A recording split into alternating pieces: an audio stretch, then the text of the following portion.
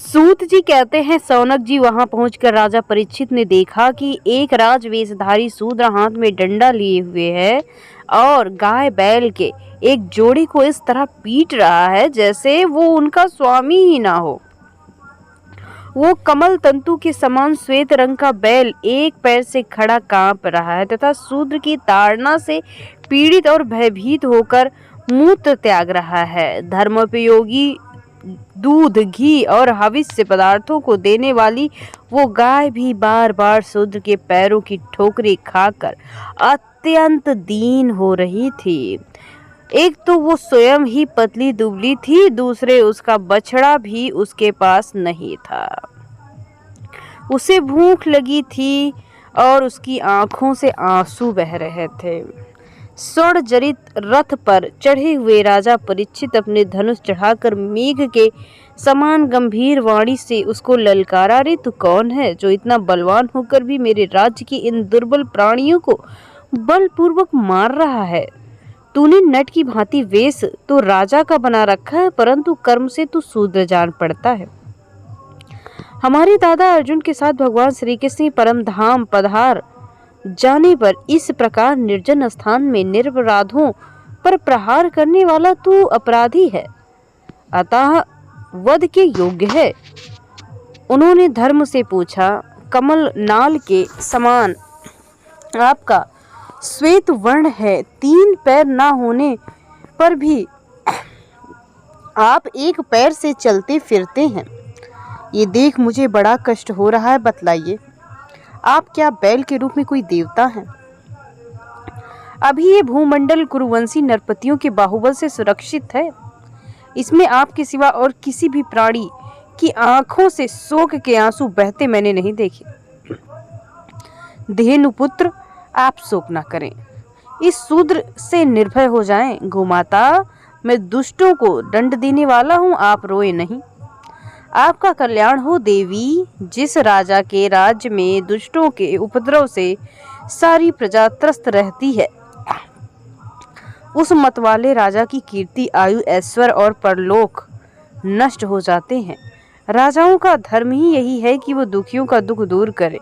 ये महादुष्ट और प्राणियों को पीड़ित करने वाला है, अतः मैं अभी इसे मार डालूंगा। सुरभिनंदन, आप तो 4 पैर वाले जीव हैं, आपके 3 पैर किसने काट डाले? श्री कृष्ण के अनुयायी राजाओं के राज में कभी कोई भी इस तरह दुखी ना हो।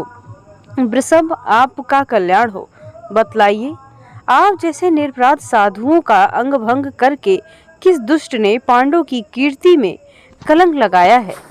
जो किसी निरपराध प्राणी को सताता है, उसे चाहे वो कहीं भी रहे, मेरा भय अवश्य होगा। दुष्टों का दमन करने से साधुओं का कल्याण ही होता है। जो उद्दंड व्यक्ति निरपराध प्राणियों को दुख देता है, वो चाहे साक्षात देवता ही क्यों ना हो, मैं उसके बाजूबंद से विभूषित भुजा को काट डालूंगा। बिना आपत्ति के मर्यादा का उल्लंघन करने वालों को शास्त्र अनुसार दंड देते हुए अपने धर्म में स्थित लोगों का पालन करना राजाओं का परम धर्म होता है।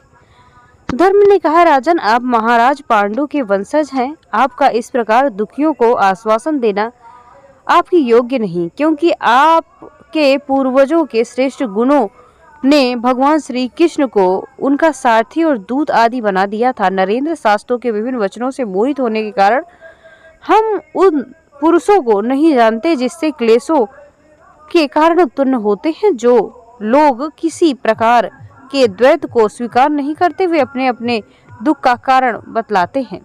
कोई प्रारब्ध को कारण बतलाता है, कोई कर्मों को, कुछ लोग स्वभाव को, कुछ लोग ईश्वर को दुख का कारण मानते हैं। किन्हीं किन्हीं का ऐसा भी निश्चय है कि दुख का कारण ना तो तर्क के द्वारा दिया जाना सकता है और ना वाणी के द्वारा बतलाया जा सकता है। राजन से, अब इसमें कौन सा मत ठीक है, ये आप अपनी बुद्धि से विचार कर लीजिए। सूत जी कहते हैं, ऋषि श्रेष्ठ सौनक, धर्म का ये प्रवचन सुनकर सम्राट परीक्षित बड़े प्रसन्न हुए, उनका खेद मिट गया। उन्होंने शांतचित्त होकर उनसे कहा। परीक्षित ने कहा, धर्म का तत्व जानने वाले वृषभ देव, आप धर्म का उपदेश कर रहे हैं। अवश्य ही आप वृषभ रूप में धर्म स्वयं विराजमान है। आपने अपने को दुख देने वाले का नाम इसलिए नहीं बताया है कि अधर्म करने वाले को जो नरकादि प्राप्त होते हैं वे ही चुगली करने वाले को भी मिलते हैं। अथवा यही सिद्धांत निश्चित है कि प्राणियों के मन और वाणी से परमेश्वर की माया के स्वरूप का निरूपण नहीं किया जा सकता। धर्मदेव, सतयुग में आपके 4 चरण हैं, तप, पवित्रता, दया और सत्य। इस समय अधर्म के अंश, गर्व, आसक्ति और मद से 3 चरण नष्ट हो चुके हैं। आपका 4था चरण केवल सत्य ही बच रहा है, उसी के बल पर आप जी रहे हैं। असत्य से पुष्ट हुआ ये अधर्म रूप कलयुग उसे भी ग्रास कर लेना चाहता है। ये गौ माता साक्षात पृथ्वी है। भगवान ने इनका भारी बोझ उतारा दिया था और ये उनके राशि राशि सौंदर्य बिखेरने वाले चरण चिन्हों से सर्वत्र उत्सवमयी हो गई थी। अब ये उनसे बिछुड़ गई हैं। ये साध्वी अभागिनी समान नेत्रों से जल बहाकर चिंता कर रही हैं। अब राजा का स्वांग बनाकर ब्राह्मण द्रोही शोध मुझे भोगेंगे। परीक्षित ने इस प्रकार धर्म और पृथ्वी को सांत्वना दी। फिर उन्होंने अधर्म के कारण रूप कलयुग को मारने की तीक्ष्ण तलवार उठाई। कलयुग ताड़ गया कि अब ये मुझे मार डालना चाहते, अतः झटपट उसने अपने राज चिन्ह उतार दिए और भय विह्वल होकर उनके चरणों में सिर रख दिया। परीक्षित बड़े बड़े यशस्वी, दीन वत्सल और शरणागत रक्षक थे। उन्होंने जब कलयुग को अपने पैरों पर पड़े देखा तो कृपा करके उसको मारा नहीं, अपितु हंसते हुए बोले। उन्होंने कहा, परीक्षित बोले, जब तू हाथ जोड़कर शरण में आ गया तब अर्जुन के यशस्वी वंश में उत्पन्न हुए किसी भी वीर का तुझे भय नहीं, परंतु तू अधर्म का सहायक है, इसलिए तुझे मेरे राज में बिल्कुल नहीं रहना चाहिए। तेरे राजाओं के शरीर में रहने से लोभ, झूठ, चोरी, दुष्टता, स्वाधर्म, त्याग, दरिद्रता, कपट, कलह, दंभ और दूसरों के प्रति पापी होना दिखता है। अतः अधर्म तेरा साथी है। तू ब्रह्मवर्त में एक क्षण के लिए भी नहीं ठहरना, क्योंकि ये धर्म और सत्य का निवास स्थान है। इस क्षेत्र में यज्ञ विधि के जानने वाले महात्माओं के द्वारा यज्ञ पुरुष भगवान की आराधना होती है।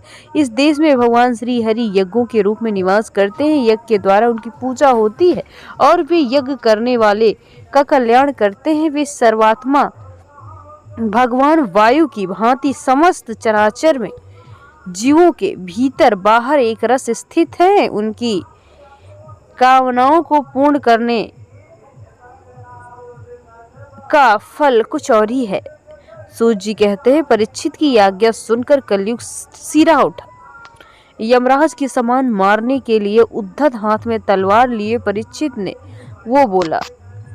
कली ने कहा, सार्वभौम, आपकी आज्ञा से जहां कहीं भी मैं रहने का विचार करता हूं वहां देवता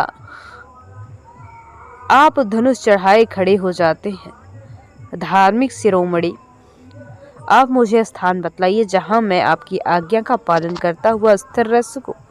सूत जी कहते हैं, कलयुग की प्रार्थना सुनकर राजा परीक्षित ने उसे 4 स्थान दिए: दूत, मदपान, स्त्री संग और हिंसा। इन स्थानों में क्रमशः अधर्म निवास करता है।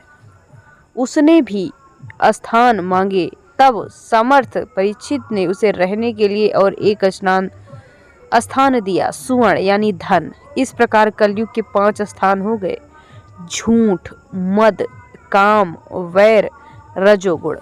परीक्षित के दिए हुए इन्हीं 5 स्थान में अधर्म का मूल कारण कली उसकी आज्ञा का पालन करता हुआ निवास करने लगा। इसलिए आत्मकल्याणमयी कामी पुरुष को इन 5 स्थानों का सेवन कभी नहीं करना चाहिए। धार्मिक राजा, प्रजावर्ग के लौकिक नेता और धर्मोपदेष्टा गुरुओं को बड़ी सावधानी से इनका त्याग करना चाहिए। राजा परीक्षित ने इसके बाद विषम रूप धर्म के 3 चरण तपस्या, शौच और दया जोड़ दिए और आश्वासन देकर पृथ्वी का संवर्धन किया।